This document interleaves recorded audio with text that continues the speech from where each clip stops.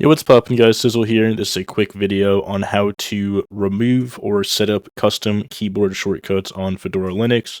Should probably work on other Linux versions too, but I'm specifically doing this in Fedora through mainly the settings app here. And I'll be showing it off with Flameshot, which basically lets me just draw in screenshots, which the default screenshot tool doesn't. So I want to replace the shortcut for screenshots with Flameshot running. So first off, you have to go install whatever app or whatever you want to go use to make sure that you're actually able to use it. Then you need to, actually be able to run it. So for running Flameshot, this is the command for running the flatpak version.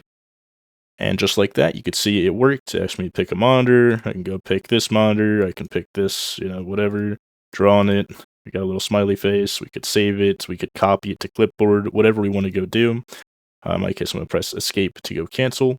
Anyway, all we have to do to set up custom keyboard shortcuts is go into our settings app, just the main one that comes with Fedora, go over to keyboard, scroll down to the bottom, it says keyboard shortcuts, hit view and customize shortcuts.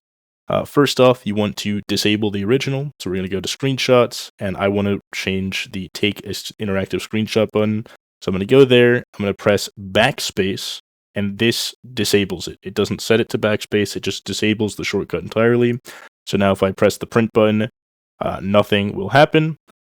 And now I want to go over to custom shortcuts. We're going to go add in a shortcut. I'm going to call it Flameshot, because that's what it is.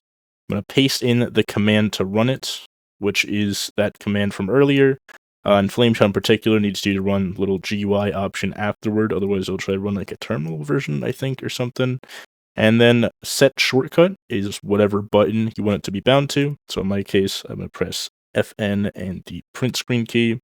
And there we go. Now the shortcut set to print. We hit add.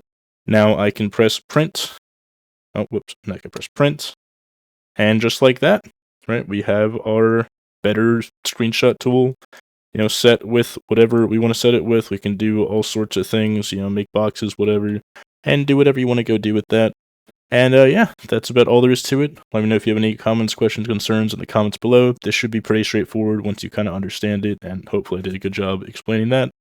And with that out of the way, hope you have a good rest of your day, and see you in the next one.